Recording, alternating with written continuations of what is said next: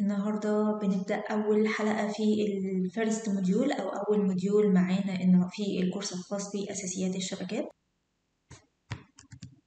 هنتكلم في الموديول ده عن إيه هي الشبكة، إيه هي النتورك، عبارة عن إيه الأجهزة اللي بتبقى راكبة جوه الشبكة بتاعتي، إيه هي أنواع الأجهزة اللي بتبقى راكبة جوه النتورك بتاعتنا، إيه أنواع الكابلات المختلفة اللي ممكن أستخدمها عشان أوصل النتورك بتاعتي ببعضها، الأجهزة اللي جوه الشبكة أوصلها إزاي ببعض. عايزين نتعرف طبعا عن أنواع الميديا أو أنواع الكابلات اللي ممكن نستخدمها، ايه هي التوبولوجيز الخاصة بالشبكة بتاعتي بمعنى أصح، أو الشكل الهيكلي للشبكة بتاعتنا. هل بوصلها بشكل معين ولا في أكتر من توصيلة ممكن نوصل بيها الأجهزة مع بعضها؟ ايه هو ال OSI موديل، وكمان هنتكلم عن ال IP addressing وال MAC addressing. طيب دي كده الكونتنت أو ده كده المحتوى، ده المحتوى الخاص بالموديول بتاعنا، أول موديول في أساسيات الشبكات. يلا نبدأ. أول حاجة معانا النهاردة هنتكلم فيها عن إيه هي الشبكة وإيه هي أجهزة الشبكة المختلفة. طيب أول حاجة إيه هي الشبكة؟ الشبكة هي مجموعة من الأجهزة متوصلة مع بعض علشان تساعدني أنقل البيانات أو أعمل لها مشاركة مع الآخرين، ده كده بمنتهى البساطة. طيب إيه هي الأجهزة اللي ممكن تبقى موجودة عندي جوه الشبكة؟ زي على سبيل المثال الرسمة اللي موجودة قدامنا على الشاشة. الأجهزة دي ممكن تبقى access point زي دي كده layer 2 access point، تمام، أو ممكن تبقى layer 2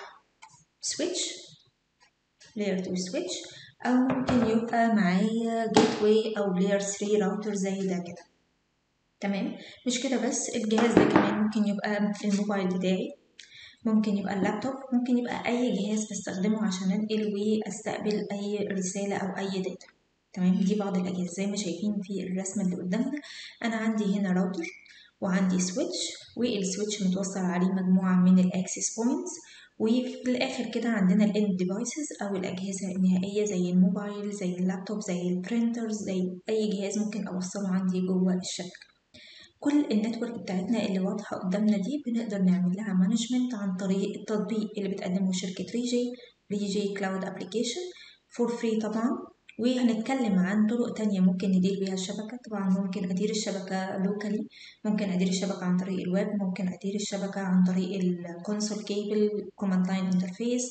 في عندنا طرق كتير جدا هنتكلم فيها في الكورس بتاعنا. بس مبدئيا الشبكة بتاعتنا عبارة عن مجموعة من الأجهزة متوصلة عشان ننقل البيانات. الأجهزة عبارة عن إيه؟ الأجهزة ممكن تبقى الموبايل، اللابتوب، ممكن يبقى layer 2 switch، ممكن يبقى layer 3 switch، ممكن يبقى access point، ممكن تبقى printer، ممكن يبقى أي جهاز أنا محتاجة أستخدمه جوه النتورك بتاعتي. ده كان فيديو النهاردة، استنونا علشان نكمل ونشوف دي الأجهزة إزاي نقدر نوصل الأجهزة دي مع بعض. فإحنا هنتكلم عن الميديا، سواء كانت كابلات أو كان واي فاي. إيه هي الكابلات المستخدمة لتوصيل الأجهزة دي ببعضها، وإيه الفرق ما بين كل كابل والتاني. طبعا هنتكلم عن كل ده، وهيبقى عندنا موديول خاص بالواي فاي زي ما سبق وشرحنا الجزء ده قبل كده.